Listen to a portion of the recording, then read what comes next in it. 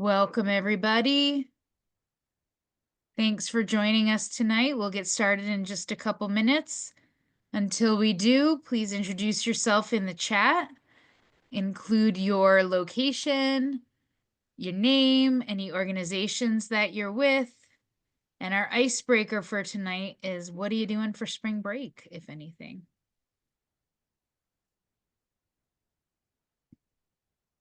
Welcome and thank you all for joining. Tonight, we're going to be talking about what happens when an incinerator malfunctions, as happened here in Westchester and Peekskill last month. And we have Nathan Darren from Environmental Health Project to talk about air monitoring and air quality. And then we have Vice Mayor Maureen Porras from Doral, Florida. She'll be joining us as well. Her community, their incinerator caught on fire and was completely destroyed by a fire.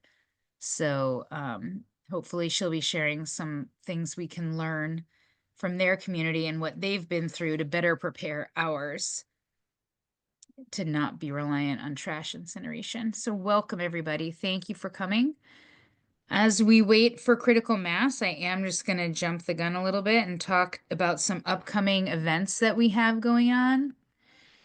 So we do have our Thriving Communities Technical Assistance Center training happening in Yonkers at the Yonkers Riverfront Library on May 6th. It's during the day. You can RSVP at the website wasspeekskill.org/tic-tac. And Caitlin can also drop that link in the chat when she has a chance. And this is for organizations, any organization doing environmental justice work can get help from this Thriving Communities Technical Assistance Center in securing funding. So it's going to be an in-person training all about how to get funding for your environmental justice work. The other event that I wanted to make everyone aware of is the Zero Waste New York Founding Statewide Conference. So organizations from all across New York State have come together to form Zero Waste New York. And we are holding a 2-day conference in person in Albany to basically meet one another, learn from one another, and then also build a statewide zero waste movement and how we can move New York State towards zero waste, because we are tied with Florida for the most trash incinerators. So we really need to work on that. And then we have a ton of Earth, quote unquote, day activities. We'll be in all of these places all across the county in April and May, and we hope you will join us for them. We've got Earth Day in Mount Kisco, in Ossining, in Bedford, in Hastings, and in Croton. We're going to go to the Earth Day celebration at the Scarsdale Library. We are also co-sponsoring with a whole bunch of amazing organizations a screening of Plastic People in Yonkers. And we will be at the Westpac, Lower Hudson Valley Social Justice Forum on April 27th at the White Plains Public Library. So we hope to see you all at these various events throughout the next couple of months. So with that, I think we will get started as it's time. Thank you all for joining. If you haven't yet, introduce yourself in the chat, your name, your organization, your location. And our icebreaker is, what are you doing for spring break? So WASS, just for newcomers, WASS stands for Westchester Alliance for Sustainable Solutions. It is an alliance of community organizations from across Westchester County working to close the Wheelabrator Westchester Trash Incinerator operated by Wind Waste Innovations. It's here in Peekskill. Out my window, you can see it, and often you can hear it. And it is where all of the county's garbage is burned. So for tonight, our agenda, I'll do the welcome. I'll flip through those upcoming events again, and then I'm going to give you the update on what happened in March with the wind waste incinerator here in Peekskill. It suffered a prolonged malfunction that really impacted the community, and I will discuss some of those impacts just to set the stage for why we chose to talk about this topic this month. And then I will hand things over to Nathan Darren, who's program manager for the Environmental Health Project, which is a science-based organization with expertise in monitoring air quality and looking at health effects, to kind of talk about some of the health consequences of industrial air pollution. They focus mostly on fossil fuel infrastructure, but we know that our trash incinerator runs on fossil fuels to burn that wet garbage. Then we will be joined by Vice Mayor Maureen Porras from Doral, Florida. Their community suffered an incinerator fire that completely destroyed their incinerator. And so now they are left with trying to come up with alternative solutions. So she's got some lessons from her community that we can learn from. Then we will, of course, go to our community discussion and Q&A, and then, as usual, take action. So again, we've got our Tic-Tac in-person grant writing workshop happening on May 6th at the Yonkers Riverfront Library. We hope you will join us if your organization does environmental justice work. We want to help you get funding for that work. Also, April 30th and May 1st in Albany is the inaugural Zero Waste New York founding statewide conference with orgs from across New York State coming together, learn from one another, and build a movement to move New York State to zero waste so that none of our communities are harmed by waste. Then all of these different amazing Earth Day events we will be at, and we hope to see you in person instead of in a little box at these. And so what happened in Peekskill in March? So this is an image from a video that a community member sent to us, and I'm actually going to play the video for you because the picture doesn't do it justice. So let me share. I'm already sharing, actually. Let me stop sharing and make sure the sound is on because that is crucial. Share sound. And if you're wearing headphones, I don't want to blast your eardrums.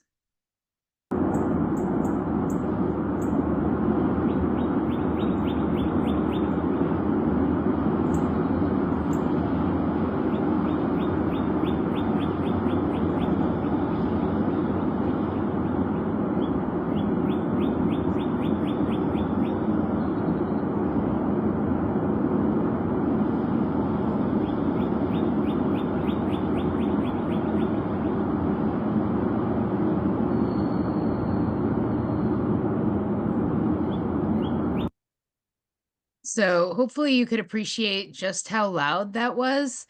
That location is about a mile from the incinerator, and it sounded like a jet engine, like a plane taking off. And so we were sent that video.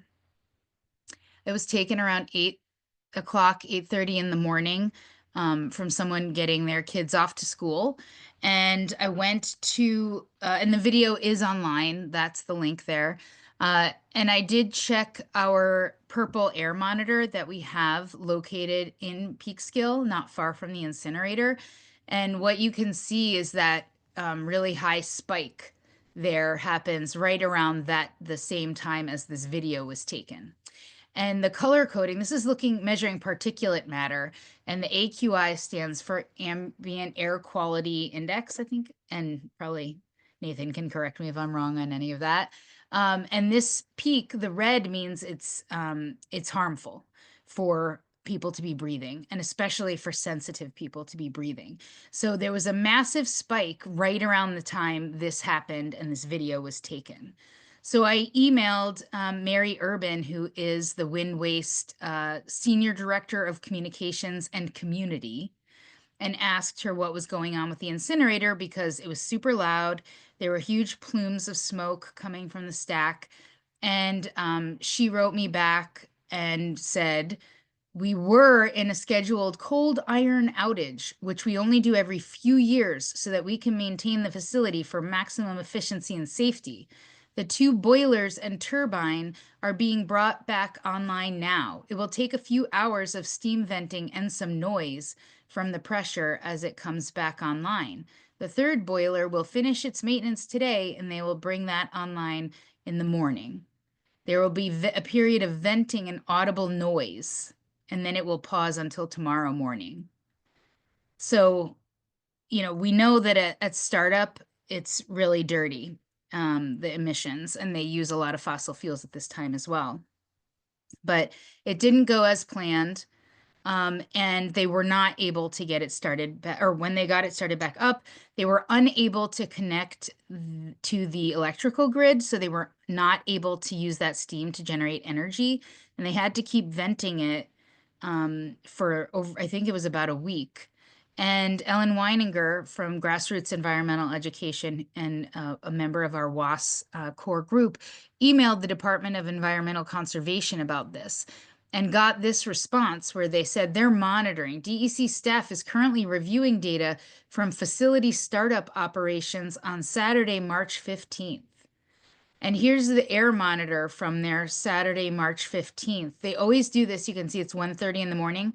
They always do it in the dead of night. I think they're hoping people are asleep and won't realize it's happening, which is really awful if you're sleeping with your windows open in the summertime. But so you can see like as the air, as the particulate matter shoots up at this time. But this was a prolonged problem. These are some other Facebook posts from the community. So the city of Peekskill on the 13th of March posted an alert basically saying about word that they had gotten from Wind Waste that they were not able to convert, we will not be able to convert that waste into energy at this point, and the steam will be vented through the roof, much like our scheduled turbine outages. And the steam venting will result in a noticeable plume and the pressure release. And though it's diverted through their industrial silencers, it could cause audible noise level for some residents. And you can see this resident said, still roaring 17 hours later. Are there no restrictions on when and for how long they do this venting? And then you can see others, I can smell it where I'm located. I've like what others saying, quite loud around 8 a.m. I smell it in Montrose. That's what I want to know. What's in it? It's horrible. What are you smelling? Someone else said, I was walking the nature trail there Tuesday when they started letting off the steam. I have bronchitis. I don't know how to pronounce that properly, bronchostasis. My cough is very bad since then. So people live in this community, and we dealt with that really prolonged outage. It was very loud for a very long time. And as you could see from the air emissions readings, it was not just steam, because if it was just steam, it wouldn't be full of particulate matter. So given that our community has just been through this prolonged period back in March, we wanted to have a zero waste task force that focused in on what had happened. And so with that, I would like to hand it off to Nathan, who has extensive expertise in this area of air quality, ambient air quality standards, and health effects. So Nathan is the program manager for the Environmental Health Project. His work has centered on analysis of air quality monitoring, the development of air pollution dispersion models, and the evaluation of protective policy changes. So Nathan, thank you so much for joining us tonight. We really appreciate it, and take it away. Thanks so much, Courtney. It's great to be with everyone this evening. Wish it was under better circumstances, but here we are. I'm going to share my screen here. And as Courtney said, my name is Nathan Duran, Program Manager at the Environmental Health Project, and I'm going to talk a bit today about air quality and health, specifically around the incinerator in Peekskill. So here is a brief agenda of what I plan to cover, give you a little bit of information about our organization, talk about air quality regulations that would be applicable in this situation, regulatory limitations, health effects of the incinerator's emissions, and a few ways that you can protect your health. So with about 15 minutes to go here, I will dive right on in. So the Environmental Health Project, or EHP, is a public health nonprofit organization that defends public health in the face of oil and gas development specifically. So we're here talking about an incinerator. We work a lot in the oil and specifically the fracked gas space, but there's a lot of overlap between these kinds of infrastructure. We do a lot of work in the areas of data collection and analysis, health and wellness education, and policy and advocacy. We work with a lot of different kinds of folks, with health professionals, with researchers and community organizers to public servants and others. A lot of our stakeholders are residents living near facilities. You can see in the graphic to the right here that we have worked across the country, but much of our work is focused in Ohio, West Virginia, Pennsylvania, and New York states. So most of our work centers around monitoring and modeling of air quality, and that is generally specific to shale gas infrastructure. That goes all the way from extraction of shale gas at well pads to transporting and processing that gas at compressor stations, cryogenic facilities, to using that gas at power plants and petrochemical facilities, and finally to dispose of the waste coming out of that. I recognize again that an incinerator is not on this list, but there again is a lot of overlap specifically in the realm of power plants and waste facilities. So I'm going to come back to this table, but just in terms of what we're talking about here from the wind waste incinerator, we are looking at emissions from a few different compounds here. These are the 2022 reported emissions from the facility. So this is what they say they are emitting.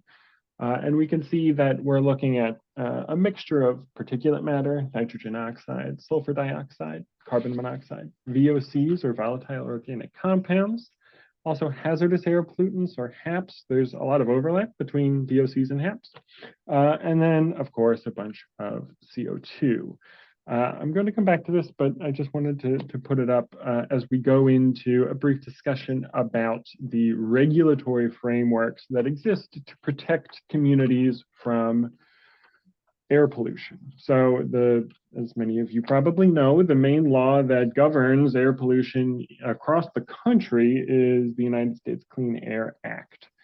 There are additional requirements from the state of New York, but I'm going to be focusing on these federal requirements here, as this is a Title V facility that is subject to federal regulation. So the three main things I'm going to be talking about here are the National Ambient Air Quality Standards. These have been developed to improve air quality and health for folks all over the country.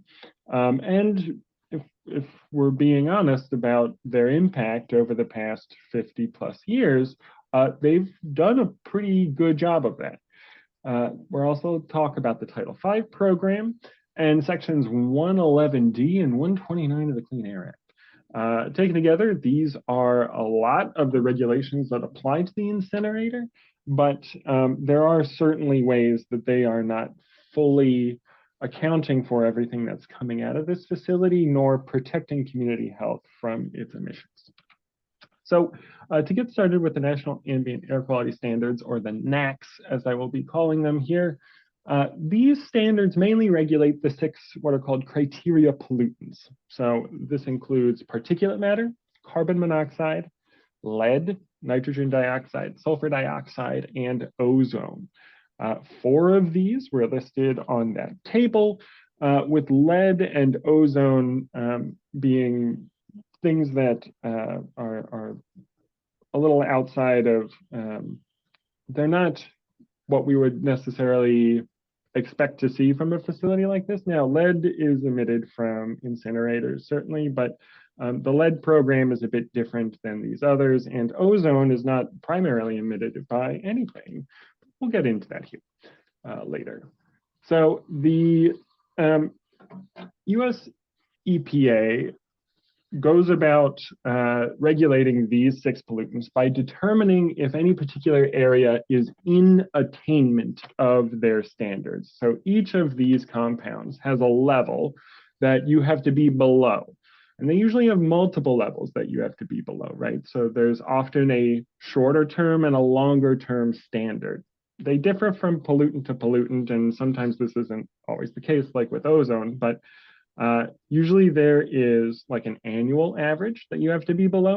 And then there's often a daily average or an 8-hour daily maximum average, or they can get complicated, but usually 2 measures for each of these.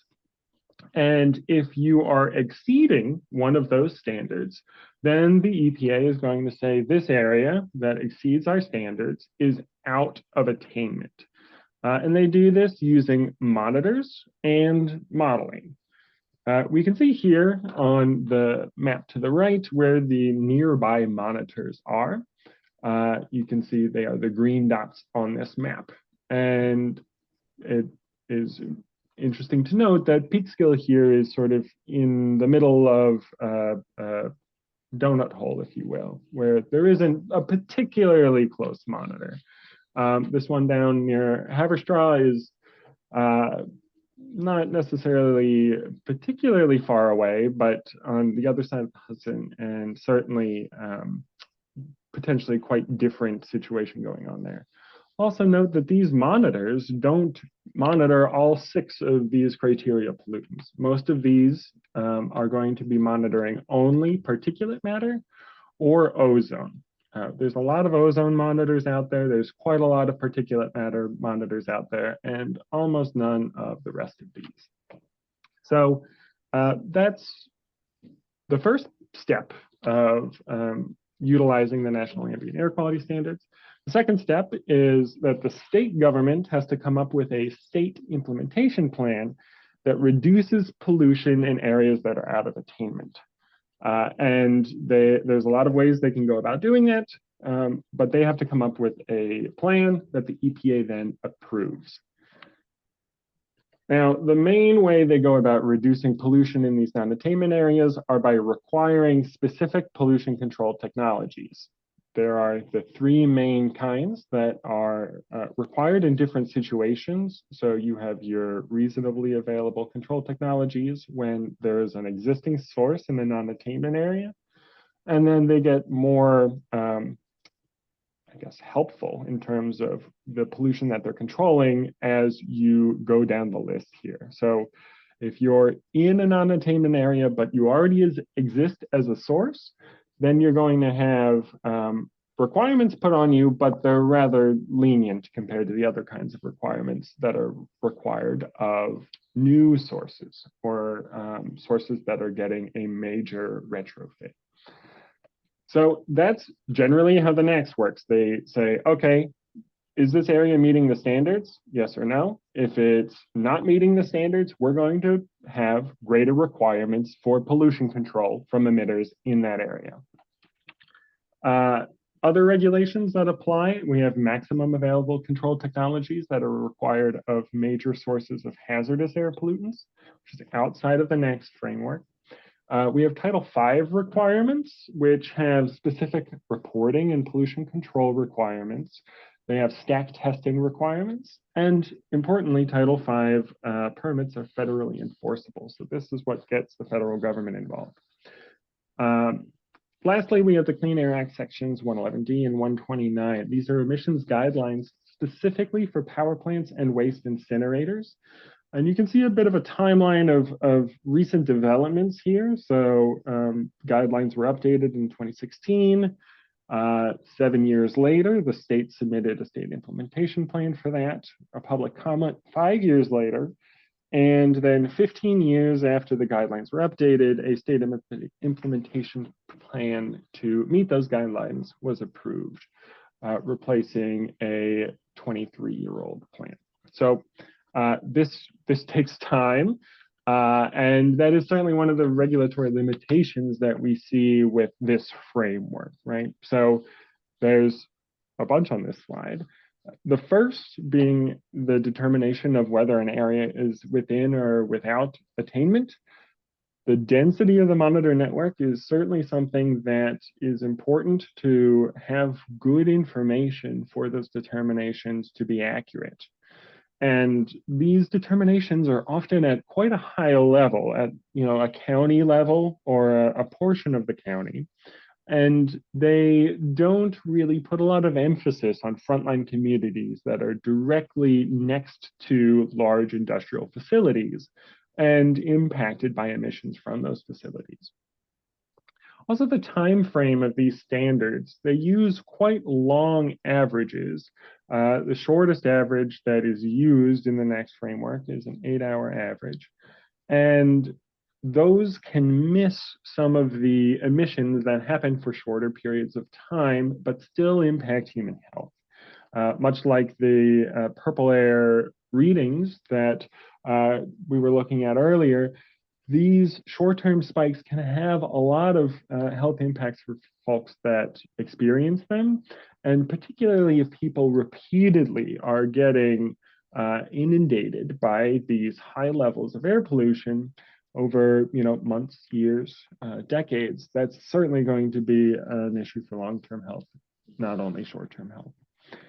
The responsiveness of this regulatory framework is also of concern insofar as there isn't much consideration of the health of the community that this is being applied to. So an area that is, largely, upper middle class, middle-aged, and has a lot of access to health care, gets considered just as a community with a lot of folks over 65 and a lot of pre-existing conditions and lower access to healthcare. Additionally, as we saw with the 111D and 129 process, this takes a long time to actually happen and for change to come out of this regulatory framework. There's also an issue with enforcement. Much of the information that goes through this system is self-reported by operators to the regulators. I can't say that I've ever seen proof that any of these numbers are incorrect or being falsified, certainly, but it does raise questions about the accuracy of what is getting reported to the states. And again, without nearby monitoring, it could be simply that issues going on at the facility might not be known to operators or regulators to be included in some of the requirements of Title V permits, for instance. Lastly, unregulated emissions are a problem with regulations, certainly. So there are compounds like PFAS that are not currently well regulated by the government. And there's plenty of reasons for that. And then SSMM, which is startup, shutdown, malfunctions, and maintenance. So there are considerations for startup, shutdown, malfunctions, and maintenance so that they don't necessarily, emissions during those times don't necessarily go into this regulatory framework, which again is a limitation of the protections that the government has worked to put in place. This is a graphic to highlight the importance of that time frame again, seeing spikes on a 15-minute hour average being smoothed out a bit on your hourly averages, and then when you get to daily and 6-day averages, we are seeing a lot of that high levels of different pollutants being smoothed out and no longer seen. So I want to come back to the emissions from the incinerator. Again, we're seeing all of these different compounds. What do all of these do? Right, so particulate matter, this is something that folks tend to be rather familiar with. These are effectively little bits of things. They come from a lot of different sources, burning, a lot of different things. They come from dust, and they form secondarily in the atmosphere. So other pollutants in the air will combine to make particulate matter. Particulate matter is the most important air pollutant in terms of human health. This is responsible for the most deaths worldwide of any air pollutant and the most deaths of any air pollutant in the United States. It impacts almost every organ system from your lungs to your heart to your brain and is linked to cancer. Nitrogen oxides are another form of air pollution that come from combustion largely and some industrial processes. Nitrogen oxides have respiratory effects in and of themselves. So if you have asthma, they can trigger asthma attacks. If you have COPD, then they may exacerbate that condition.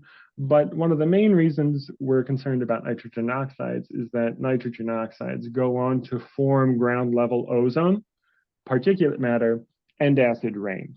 So this is something that we are concerned about more what it turns into than what it is in the first place. Sulfur dioxide, another emission from this facility, comes from burning coal and oil largely, but burning other things as well, copper smelting, and a big source is volcanic eruptions. Again, similar to nitrogen oxides, we're concerned about sulfur dioxide because it forms particulate matter and for its respiratory effects.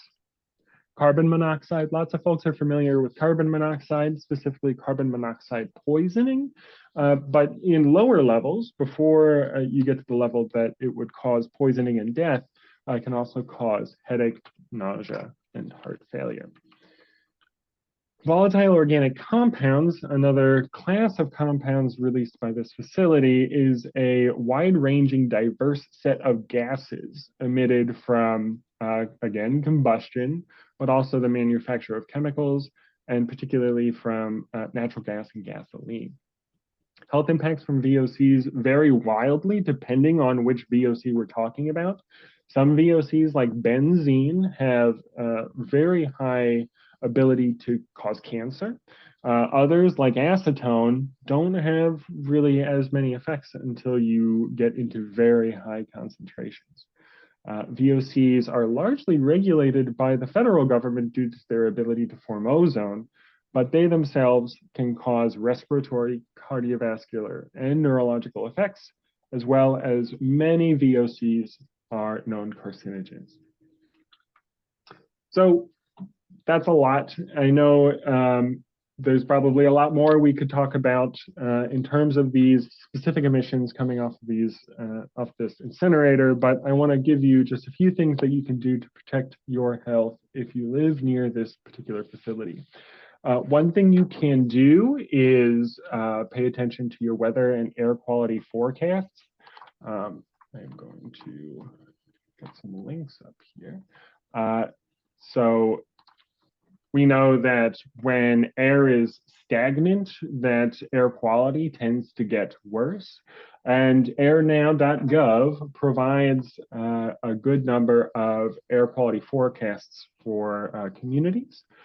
You can keep your windows closed at night. I know, especially in the summer, that might be hard, but at night, that's when we tend to see particularly the highest PM 2.5 particulate matter readings. So making sure that those pollutants stay outside your house and don't get trapped inside your house, particularly if you've looked at a forecast and know there's going to be high levels, that can be a good thing to do.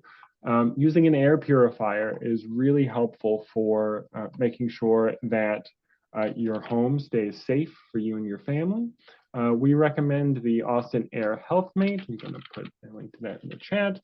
That is a really good filter that's used in healthcare settings. We recognize it is a bit expensive, so we also like to talk about the low-cost fan and filter that our partners at Raucous have put together a guide on how to make.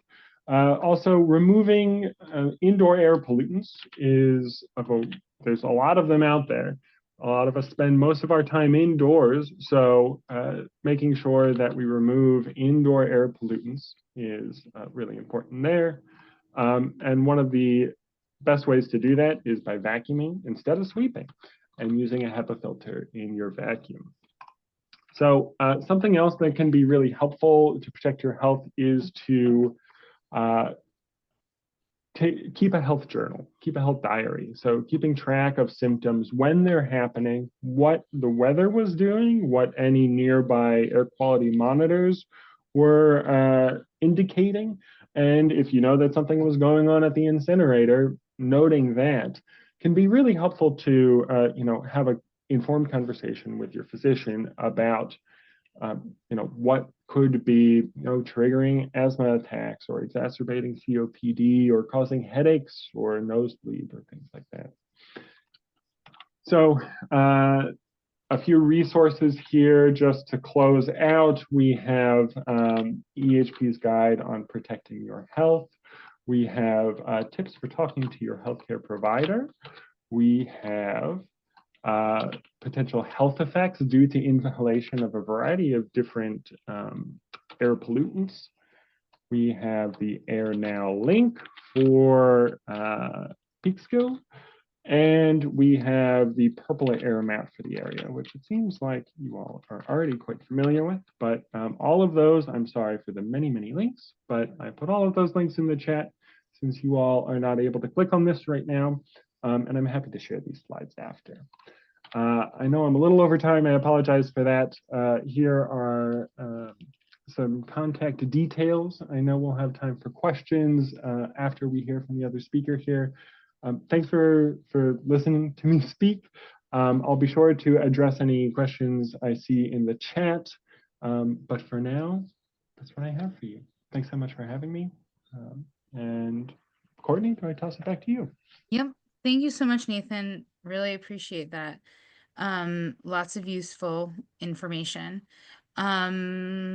So I believe our other speaker is here. Vice Mayor Maureen Porras, if you want, there you are.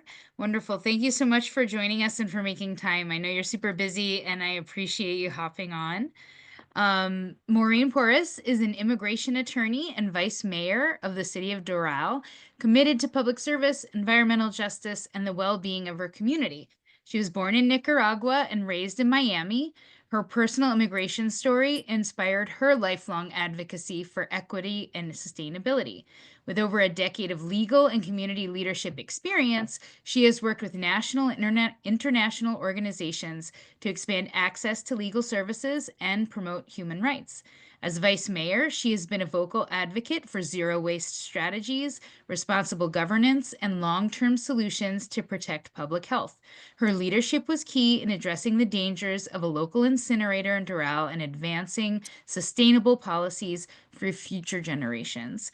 And we are very grateful to have you on and for our communities to learn from you and your community on lessons learned from having navigated a really tremendous incinerator fire. So should I share slides for you?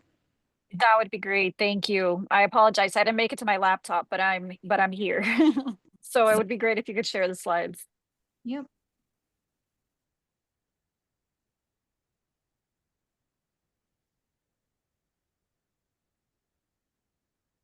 Is everybody able to see those? Okay. So, wonderful. And I'll get started. Well, thank you again for having me. It's a pleasure to be here with all of you.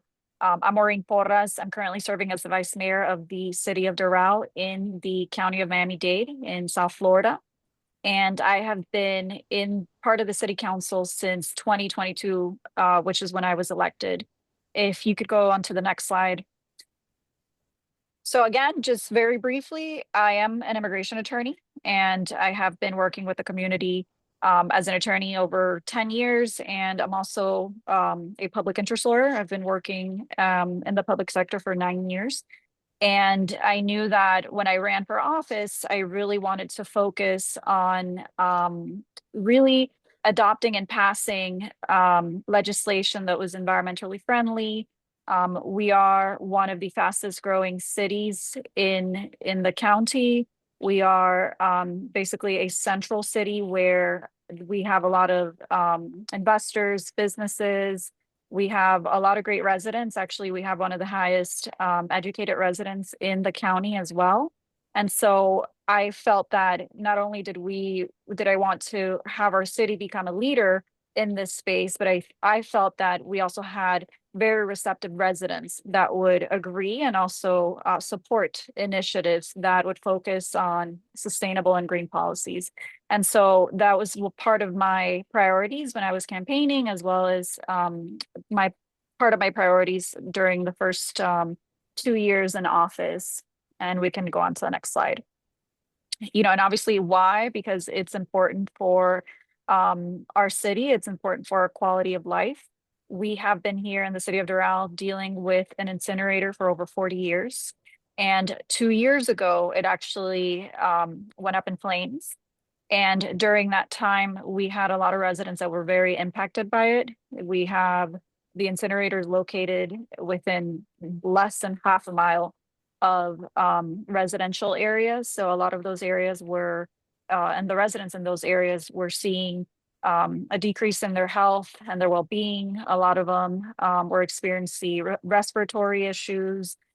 Some that had already issues were seeing those exacerbated. And we really saw firsthand the negative impact that these types of installations have in communities, and especially this one, since it was very out of date. The technology was very outdated, had it been modernized in the 40 years that it had in existence. And so for us, it was important as a city that and we began our advocacy to remove the incinerator and to oppose the renewal of the contract even before it went up in flames. But this fire actually propelled our movement even more. And I know right now the slide that we're on talks a little bit about me, but I wanted to kind of like cut a little bit of it. But I'll go over it very quickly before I get back to the incinerator. I again, as part of my priorities to bring environmental policies, I did commit to learning more about resilience and the environment and advocacy. And so I took a 10-week class in environmental leadership that was offered by a community-based organization that was also created by a commissioner from the county, which was great because at that point we had commissioners really caring about educating the public on all these different issues. And so to prepare, I took that course and also really involved myself with a lot of different issues. And you can go on to the next slide. So back to the incinerator. We have been really fighting with a lot of preemption from the state of Florida. In addition to the fight against the incinerator, we really wanted to pass legislation where we could start teaching and urging our residents and businesses to reduce waste, to reduce the use of plastic, because we can't legislate it. We are preempted by the Florida legislature. And I know some of you are in California and other states that do not have this type of preemption, but here in Florida, we do. And it has really hindered our ability to pass any sort of legislation directing residents and businesses from essentially continuing to produce waste, use plastic. And so the best thing that we can do is really do persuasive campaigns, lead by example. And I think, again, us having an incinerator in our backyard really stressed the urgency of why we needed to become more sustainable and also more change the culture of us producing a lot of waste, and really try to do a grassroots push for that. And again, some of the initiatives and policies and that I proposed had to do a lot with that. And again, none of them were mandatory, but a lot of them were persuasive. And we can actually go on to the next slide. So here are some of the policies that we adopted and some of the ones that we were encouraging. We did pass a resolution in support of the Plastic Free 305 program, which is a voluntary program for businesses to join who want to reduce their consumption of plastic. And it's tiered based. So at the first level, you have to do or reduce a certain amount of plastic. And if you get to that level, the county actually provides you with a certificate and recognizes you as a plastic free business, which, you know, to some businesses is very meaningful. And again, this is only persuasive because we can't really push it, but we did do a lot of work. We worked with organizations to promote this program and educate business owners. We worked with students, schools. We actually went business to business, educating business owners and businesses about this program and urging them to not just participate, but also really apply the teachings of it to their businesses. For example, we were teaching them about the use of biodegradable alternatives to cutlery and how it was actually less expensive to use this, you know, a certain type of cutlery as opposed to plastic. And so we really engaged in an education campaign that was, again, something that we wanted to use as persuasion. We also worked with different vendors to look at alternatives to plastic. One of them was a plastic bag alternative, which is called Solubag.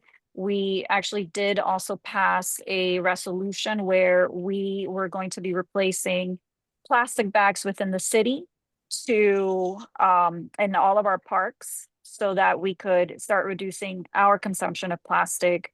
We also did it's not listed on here, but we did also pass an ordinance or a resolution to ban styrofoam from city facilities and also work with vendors that would use alternatives to styrofoam and use biodegradable alternatives. And that was something that we also were able to pass. And then, you know, part of our sustainability efforts is commissioning studies on alternative energy for transportation, including trolleys. We looked into hydrogen, we looked into electric, and we're actually still working on studying those alternatives because we really do want to prioritize at least exploring them. And then lastly, we do a lot of community engagement. We have an environmental advisory board, and the members of that advisory board are extremely active, especially with the incinerator issue. The incinerator is actually under the jurisdiction of the county. And so it's not within our control or our decision-making on whether the incinerator will be reconstructed or where it's going to be reconstructed. And so the members of the board, along with several residents, have joined essentially the fight and also the advocacy. We have organized groups of residents that come with us to county commission meetings where the incinerator is being discussed. To date, the incinerator issue is still pending. There's actually been a lot of back and forth between whether the county is going to be rebuilding the incinerator or whether, and also if it is going to be rebuilding it, where it's going to be rebuilt. Of course, our position as a city is that we do not want the incinerator. First of all, we don't want it rebuilt. And two, if it's going to be rebuilt, we don't want it rebuilt in our city. And of course, we don't want it rebuilt in any city or anywhere near any community that's going to be negatively impacted by it. Right now, as it stands, the county has not made a decision on either one of those two things, but they will be making a decision supposedly in June of this year. And I don't know if you guys may have heard or not, but this incinerator there has been such a back and forth, and there's been so many people and stakeholders that have gotten involved with this issue that even the president or President Trump got involved with this incinerator issue, because we have in our city the Trump Resort. And so we have his properties here in the city, and from his property, you can actually overlook the incinerator. And so at one point, he actually did intervene with the county commissioners, and if it weren't for his intervention, honestly, I think they would have voted to rebuild it in the city. That again, it's still up in the air. We've had state representatives and state senators that have pending bills right now in session where they're trying to prohibit the construction of this incinerator within half a mile of any residence, which would automatically remove the potential reconstruction of the incinerator from our city. And so there's been a large scale effort to again, get rid of this incinerator, look for alternative solutions to processing our waste. I think there was a question about what we're doing currently. Right now, the county is shipping the waste to another county through rail and using landfill capacity, which is not ideal, of course. But we do have a county mayor that is very, I would say she's really one of the most environmentally involved in Miami-Dade, and she has prioritized the exploring alternatives like zero waste solutions, and also perhaps maybe building sort of like a zero waste campus.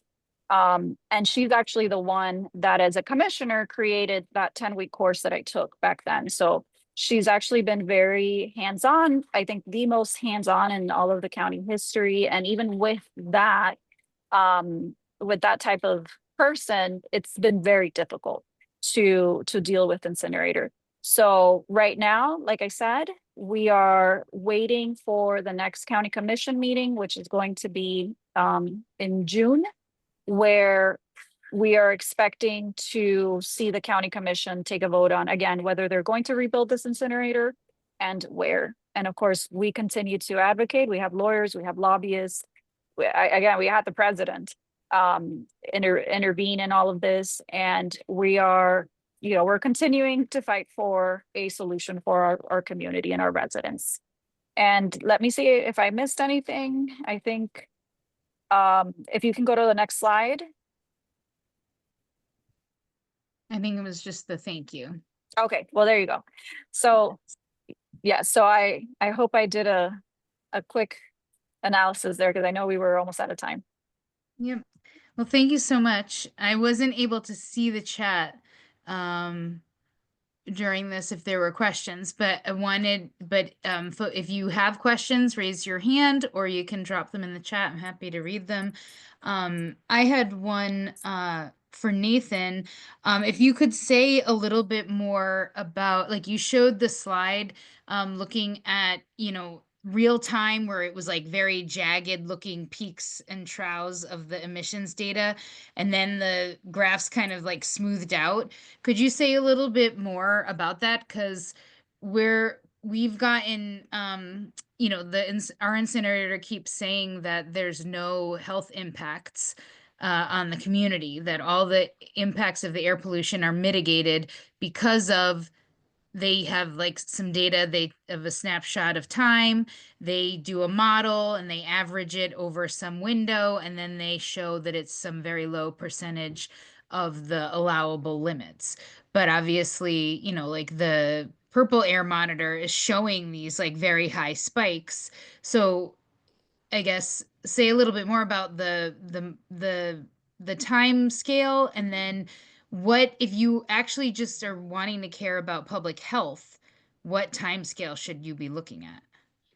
Yeah, it's a good question and an important point. The timescale issue is really dependent on what kind of health outcomes you're most concerned about, right? So when you're smoothing things out, that's usually because you're looking at, and by smoothing things out, I mean averaging over a longer time period. It's usually because you're interested in longer term health outcomes, right? So things like cancer aren't necessarily going to come about because of a 15-minute exposure to a lot of PM, right? And that is, from the government's perspective, the kinds of health outcomes that they're trying to mitigate first and foremost. So they want to make sure that those long-term averages are below what they think is what they need to set those values at to balance the health of communities and the economies of those communities. So it's not fully a, if you're below the standard, there's no health issue whatsoever. It's that the government has said, this is the point that we want to be below. And that's based a lot on health, but also some other things. The reason that short term, those spikes can be important are for things that really impact quality of life and impact your health, but aren't of the scale of cancer or premature death. So these would be things like asthma attacks, things like needing to go to the hospital because you have, an arrhythmia, or you feel lightheaded, or you're getting headaches, nosebleeds, exacerbations of COPD. All of these things can happen on a much shorter time scale, but they're certainly not as bad as getting cancer. So the priority of regulators tends to be on making sure people aren't dying as much. But that doesn't mean that the health effects that happen at shorter timeframes aren't also important.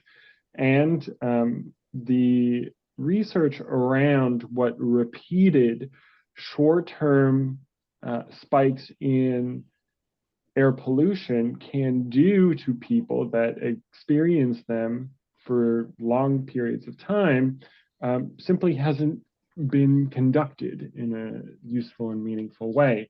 So we know that there are short-term impacts from exposures to high level of pollutants for lasting as little as 15 minutes. But we don't know what happens over the long term if that happens regularly. And that's something that we can speculate about. But again, the reason that we're interested in them is because they do have real impacts in people's everyday lives. Thank you. Vice Mayor, we had a question from Susan in the chat, which is, have you tried food scrap collection? So is your community doing food scraps recycling, and is that with curbside collection or? The waste is actually processed by the county. And the incinerator was actually processing 60% of the county waste. And so as a city, we don't have any sort of waste processing or collection. We have explored composting as an option within the city, but the county also hasn't set guidelines or guide rails for how to properly do composting, which is what's been holding us really back from adopting composting as an alternative and educating, our community about it. But no, we have not. Okay. And I had a question. So, we're in a situation, our incinerator's 41 years old. We just had this malfunction. But it is a big part of the city of Peekskill's tax base, and it seems like there's really no desire to address the fact that it's aging and like long past its design, what the time frame it was designed to operate for. And I'm just wondering, you know, what is your advice to another community that has this aging infrastructure and is really reliant on it, not only for the waste, but for the tax base? And, you know, they don't seem to want to look at alternatives for that reason. Like they just are kind of happy with having the money. I'm wondering what advice you'd have for them. I think what has really moved the needle on us, like if it was really a city facility, we would have gotten rid of it a long time ago. In fact, when we incorporated, the county made it part of our charter, where that made part of our charter that we could not remove it from the area. And so it stuck us with it regardless. But what has been helpful has been the pressure, the lobbyist, we actually also threatened to use alternative dispute resolution. That's part of our Florida statutes, because we were trying to negotiate with the county. We were even willing to contribute um, funds from our city to relocate it. And I think what's really worked for us has been pressure from residents. We show up at every county meeting, like I said, and also neighboring cities, because they have actually threatened to move it to closer to another city that's in a different county.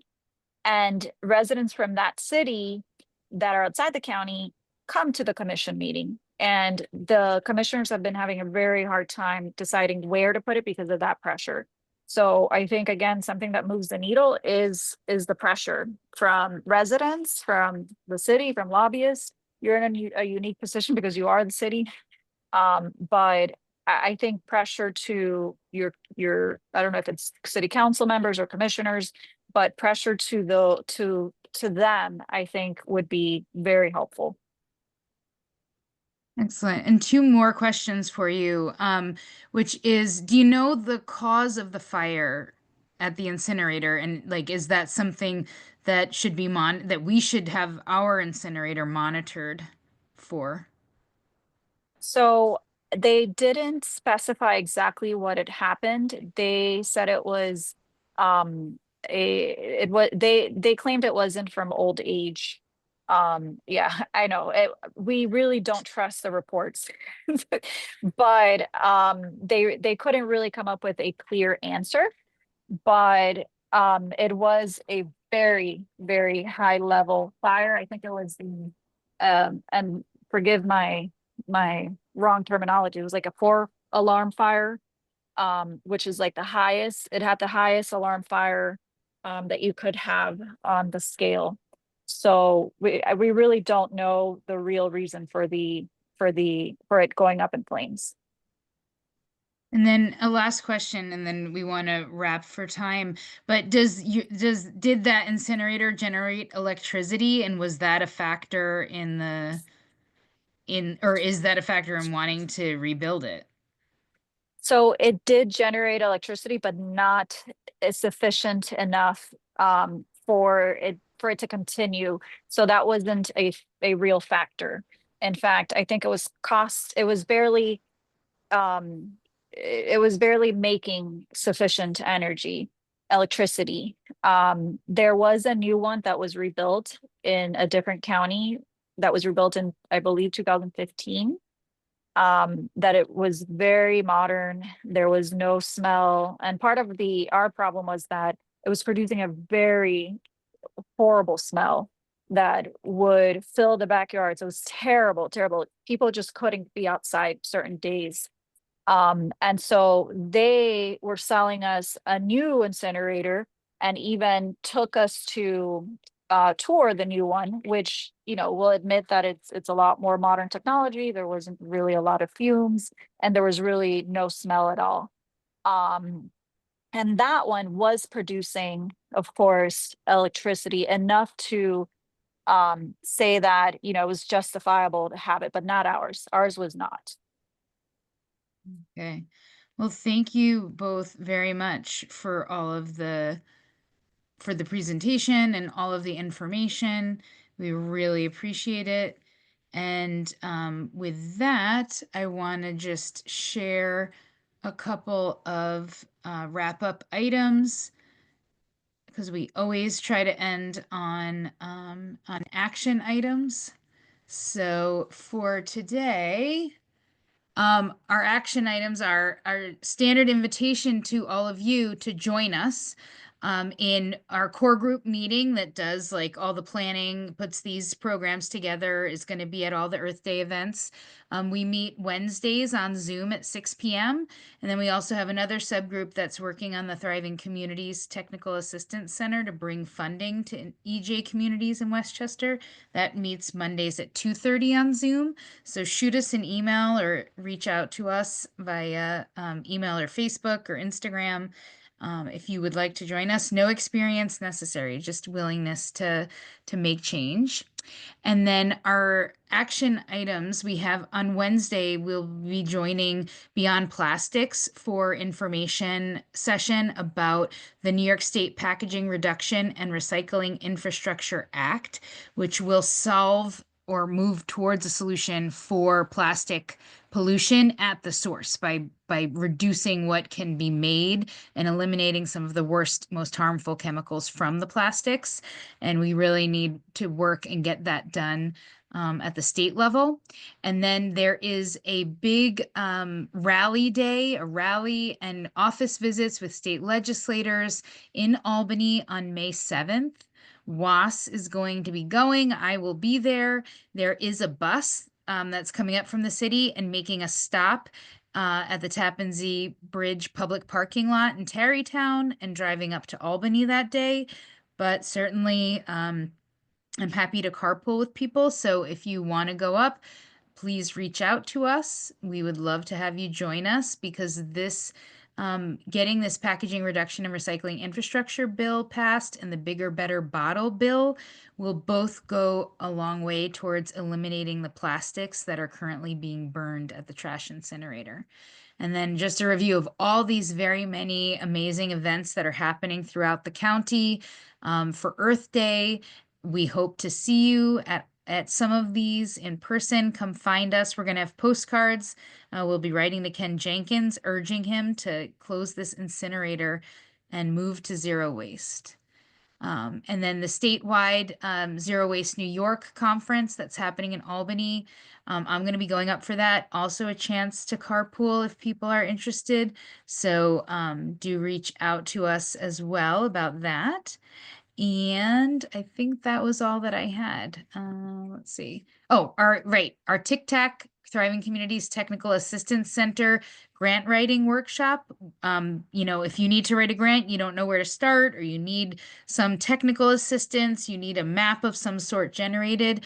This Tic Tac Center is designed to help EJ communities do that kind of work. And then save the date. Our next Zero Waste Task Force meeting will be May 14th, and it is a virtual field trip for Compost Awareness Month.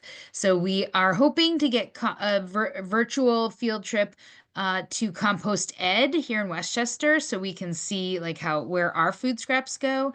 But we also maybe will be reaching out to others or have some home composters give us a tour of their facilities too. But we'll also have plenty of info on how we can advocate for expanded food scraps recycling in the county, since food scraps is such a huge part of what gets burned at the incinerator.